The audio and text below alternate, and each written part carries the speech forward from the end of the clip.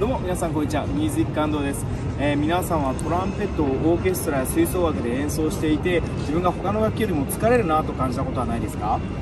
それは別に自分が学生だからアマチュアだからそういったことは関係なくて、もちろんプロでも人間だから疲れます、もちろんトランペットは他の楽器よりも長時間練習できません。今回はエリック・オービーがどうしてそういったことが起こってしまうのか、そういったことをそのピアノを、例えに出して、解説いたしますので、どうぞ最後までご覧ください。それでは本編の方へどうぞ。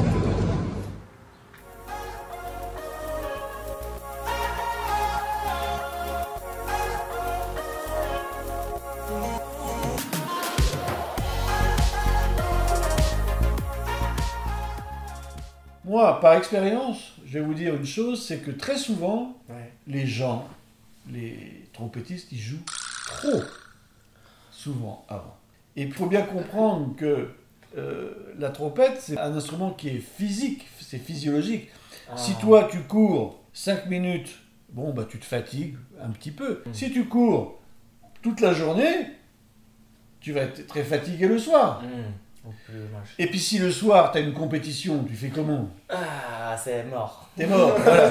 Mais la trompette, c'est pareil. Si toi, tu joues toute la journée parce que tu essaies de te rassurer pour avoir le concert le soir, bah, tu vas être mort le soir, tu vois. Ouais. Donc, il faut bien comprendre que c'est pas parce que tu travailles plus que tu vas jouer mieux. Il faut travailler beaucoup, évidemment, mais dans les respects de ton corps et de tes capacités. Ça peut être pour tous les instruments cuivre. Oui, oui, la problématique est pareille avec tous les instruments. Peu corps, peu trombone. Oui, simplement la différence entre... La problématique est la même, mais la différence entre la trompette et par exemple le tuba, pour prendre les deux extrêmes, c'est que la pression qui s'exerce physique entre l'intérieur et la pression au niveau labial est beaucoup moins importante sur les grosses embouchures que sur les petites. Et oui, parce que la pression sur les grosses embouchures, c'est réparti sur une surface qui est plus grande. Ensuite, pour obtenir des sons plus graves et moins aigus, la pression est moins importante que sur des notes plus aiguës. On peut prendre l'exemple du piano. Piano, oui. Si tu regardes, si tu ouvres le couvercle du piano, eh bien tu vois toutes les cordes. Les cordes graves sont grosses, elles sont longues. Les cordes aiguës, elles sont petites et elles sont courtes. Si tu regardes la tension, tense, d'une corde aiguë, elle est... Tu vois, donc la tension, elle est forte. La tension d'une corde grave, elle n'est pas très forte. Il y a une tension, mais elle n'est pas très forte. Ben, c'est un peu la même chose. On a une tension intérieure dans la trompette qui est plus importante que sur le tuba, du fait de cette tessiture. Tout simplement.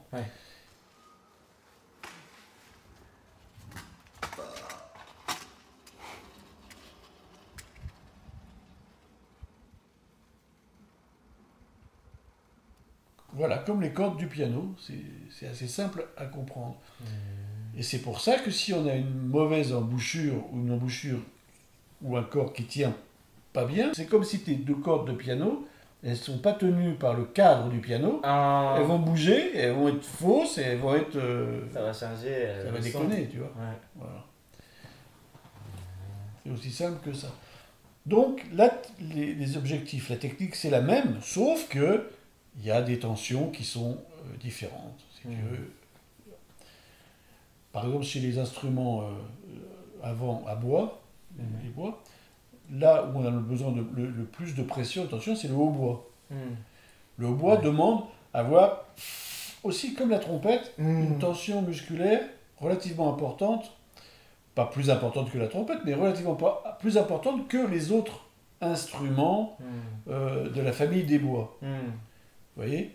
Donc que le basson, parce que c'est comme le basson, c'est la même chose, mais comme le trombone, c'est une tessiture qui est plus grave, donc avec une pression un peu moins importante. Après, les instruments à hanche simple, juste avec une hanche, bah, la tension est moitié moins, si tu veux. Et la flûte, encore moins, parce que c'est pas du tout la même... Ça veut dire que la tension n'existe pas, ça veut dire que c'est pas la même type de tension. D'accord. Et c'est pour ça que très souvent, les trompettistes peuvent généralement jouer physiologiquement moins longtemps qu'un tuba ou qu'une flûte, etc. Une flûte, tu peux jouer 6 heures, 7 heures, 8 heures par jour. Peut-être pas un débutant, mais un professionnel, il peut faire ça. Ouais. Il peut jouer sans avoir fatigué comme ça. Trompettiste, il fait 8 heures par jour avec un répertoire difficile. Il faut déjà un sacré entraînement, tu comprends? Ouais. Donc, parce que tu utilises beaucoup plus la force, les muscles. Alors, si tu utilises beaucoup les muscles, ils se fatiguent plus que si tu ne l'utilises pas beaucoup. C'est très simple. C'est la même chose. はい、というわけで今回の動画はいかがでしたでしょうか。トランペットをすでに始めている方はそんなのもう知ってるよってことも多かったと思いますが、いやーエリックがピアノの弦や他の楽器を例えに出して説明していてとても理解しやすかったですね。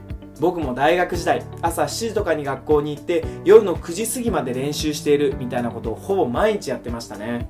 まあもちろん間に授業や休憩なども入るのですが、いっつも疲れた状態で練習しているともう脳みそがその状態を覚えてしまって、元気な時なら問題なく吹けるフレーズも怖くなっちゃうんです。たくさん練習することや時には自分を追い込むことももちろん大切ですが、自分のキャパシティもしっかりと管理して賢く練習できるようになると新しい扉が開くと思います。